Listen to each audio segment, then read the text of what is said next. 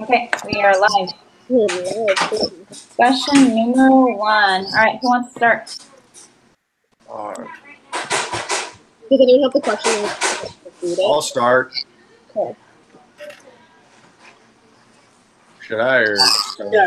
Yeah. So the question was, what qualities make a good leader, poor leader? Discussed from text and lecture. Let's do it. All right. Well, I'll start off by saying I think a good leader is someone who can. Does everyone hear that echo, or is that just my computer? Yeah. I can hear it. Yeah. All right. Damn, that's gonna be really annoying. All right.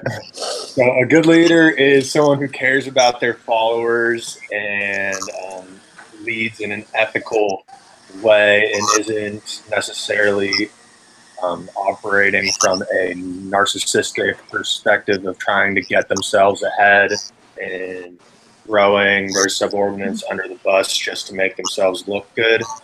I mean, do you just want to answer that part, or do you want to get into styles of leadership too? I think we should all just talk about what we think, and then we'll go into like the leadership afterwards. All right. Yeah. I think that leaders are good communicators. I think that like they have to understand human error so that people feel comfortable like act to them themselves, because you're probably comfortable coming to you like how you're supposed to lead. So I think like that's be kind of an understanding. I also think they need to do by example for sure.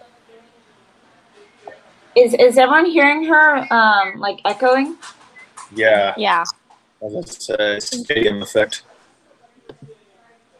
I don't know if you have like bad connection where you're at all of a sudden. Is it better now? Can you guys hear me? Mm-hmm. Yeah. I just turned down my volume on my laptop, so maybe that'll be better. Oh, I think it was like echoing back and forth, but that's perfect now. Okay, cool. What were you saying? We didn't understand anything. Noted. I think that to be a leader, you have to be a good communicator. I think that, like, if people aren't willing to come and talk to you, you're not gonna be able to lead anyone. Like, you have to understand like human error, and so that like they want to come talk to you.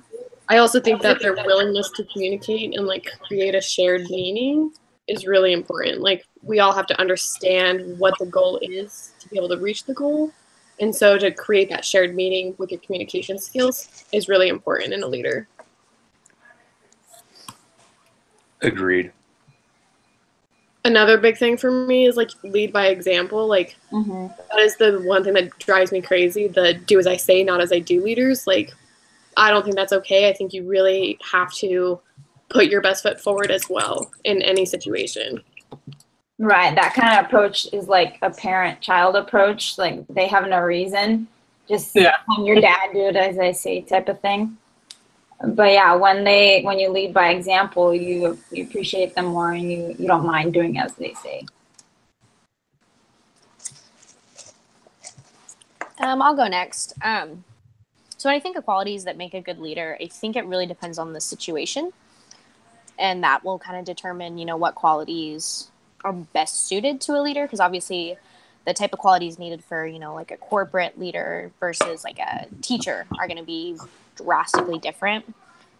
But for the most part, being hardworking, honest, the ability to communicate, they're all super important qualities that a leader has to have in order to have followers follow them. And I feel like I should have more, but that's what I got. I agree. I think that a good leader as well would be someone who kind of like, there's some businesses where you can't be a manager unless you start from the bottom. I think those are some of the best leaders just because they understand the experience exactly what any newcomer is coming into versus, getting a job and, having a new manager who's never even worked within the business or anything like that. So a lot of commonality and being able to understand that. I think that's what makes a good leader as well.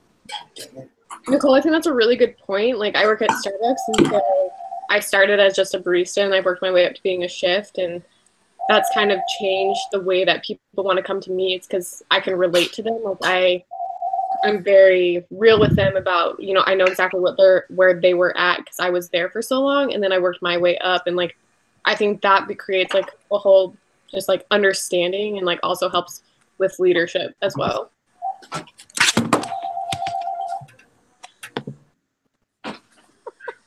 Sorry guys, did you know by any chance what time we started? No.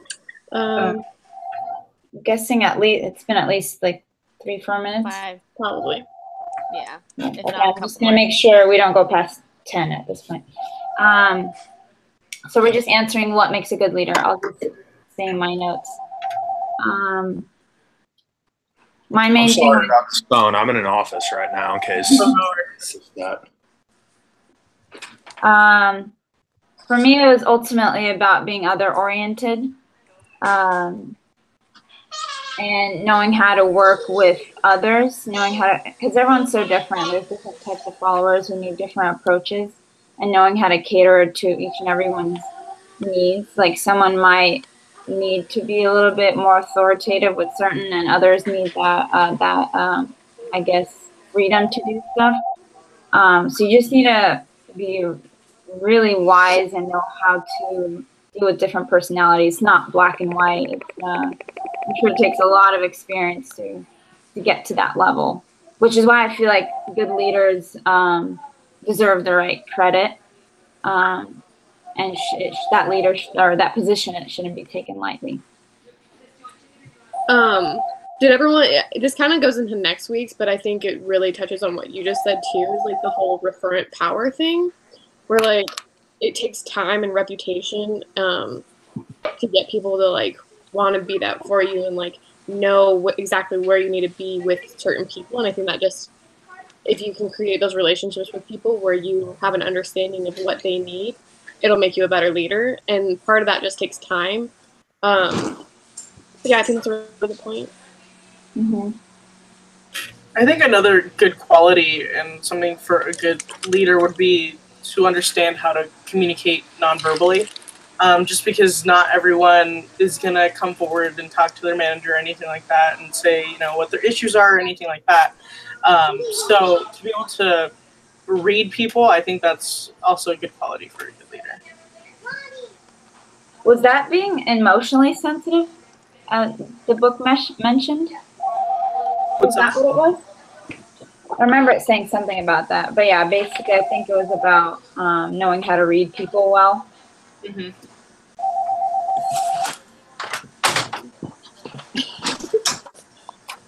Do we want to talk about bad leaders or poor leaders now? Yeah. Yeah. Has anyone ever like had a bad leader for something and you're just like, oh my gosh, this is so cringy? Yeah, I've had a bad leader for sure. Just when it was like my past job where he would try to control everything and just have it all under his name.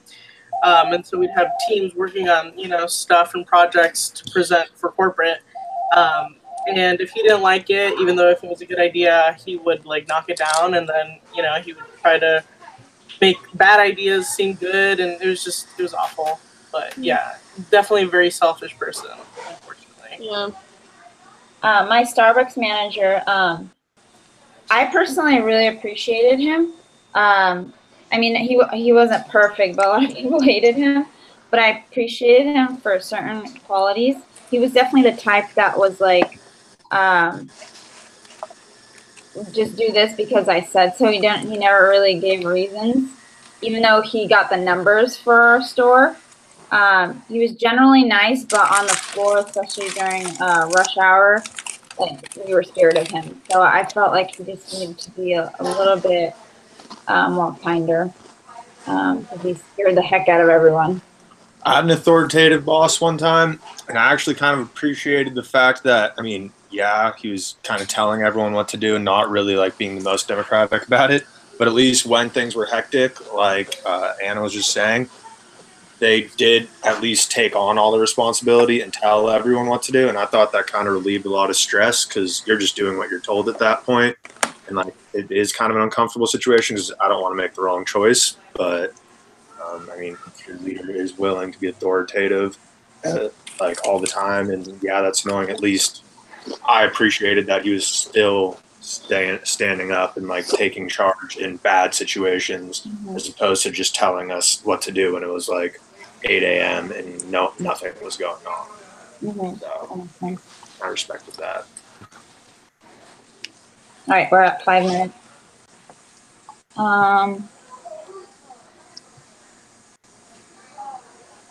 I have a manager that's a little, like, as the book puts it, intemperate.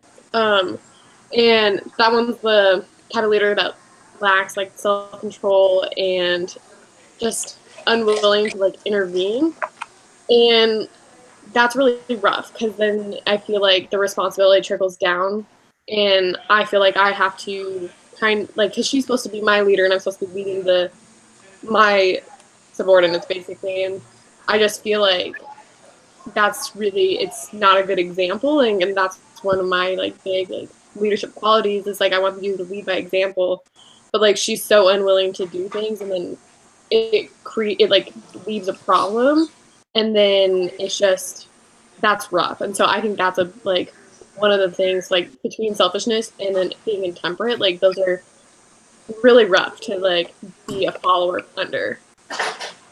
Was that the leader that was like close with all the subordinates but bad for the organization? Or was that another definition? It was in the first chapter, I believe, that we read. I remember doing some of that discussion on it. I'm on page 17 of the book, and that's where that was. I had marked certain things in the book with, like, post-it notes. But I'm on page 17, and it talks about it. It's just the leader that lacks self-control and are aided and abetted by followers who are unwilling or unable to intervene. And, yeah. But, like, I don't know, it's really hard. I think also a big thing about bad leadership is not having appropriate relationships with her followers. And, like, that becomes a problem, because the relationships that she has prevents her from stepping in and doing what she needs to do, because she doesn't want to hurt their feelings because she has this relationship with them that's, like, inappropriate. And, like, that's a big deal for bad leadership, I think, too. So I haven't gone yet, I just realized. So when I kind of think of a poor leader, I more think about, like, weak leadership, like weak leaders who, you know, whether they don't have the skills necessarily to be a leader, or they just don't want to step up and, you know, do the right thing. But, you know, people who can't create a vision, who can't communicate, who are selfish, who show narcissistic tendencies, like, all of those things combined can make ineffective leaders. I mean, I'm sure everyone's seen an ineffective leader who's kind of stayed in power just because either no one's willing to step up and take them out of that role, or they just aren't bad enough to be moved. They're just, you know, kind of like a placeholder. Like, they're not great, but they're not bad. They're just kind of in the middle. And I feel like that's kind of the worst kind of leadership, where, like, they're just kind of like that middle of the road. They're not great leaders, but they're not bad enough that, you know, anyone's going to do anything about it. And I feel like that's kind of the most dangerous type of leadership there is. I'm sure we've all seen that. Yeah, weak is a good way to put it, because it's not that they're bad, like you said, they're just not good enough. I actually find myself being that kind of leader because I'm too nice, but and I'm not able to really influence and inspire people.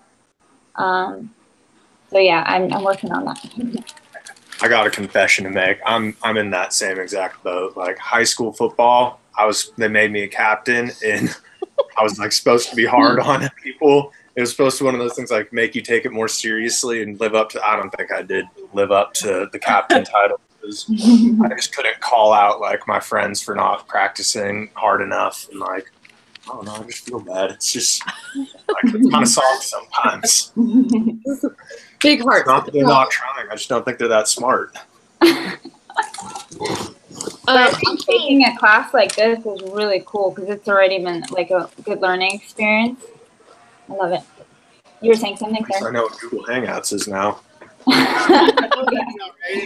I find personally, like, I'm the type of leader that, like, I struggle because I've been with Starbucks for so long, and you get to the point where, like, it's exhausting and like you don't really believe in what you're doing, like because of like the path that I've had with Starbucks, like it's a great company, it offers great opportunity, but I'm supposed to be in this leadership role and I'm getting to the point where I'm so worn down that like I don't believe in it as much, and like that is a thing that I have to struggle with when I'm trying to lead people, because I think a bad leader like doesn't believe in like what their goal is and where they're trying to get to, and like to have that feeling, like I don't want that to affect all of the people trying to follow me. So that's something I actively have to work on right now, is just I'm tired, I'm exhausted with the job, and I still have to be a leader to these other people who believe in the job and like still want to get there and stuff.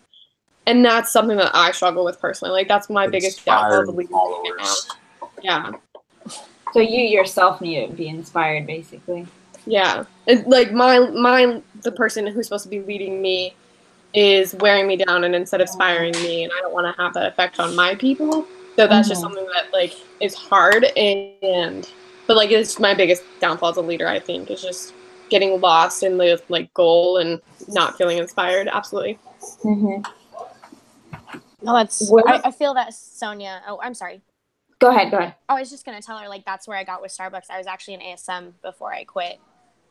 And I just got to that point where like I wasn't an effective leader anymore. I wasn't any sort of leader, and I kind of had to take a step back and be like, am I happy and am I doing harm to the company? Like, what do I need to do here? And that's why I left.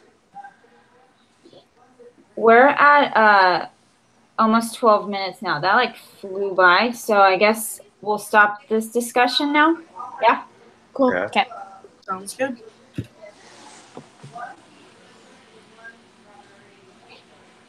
Are we doing another one or are we done?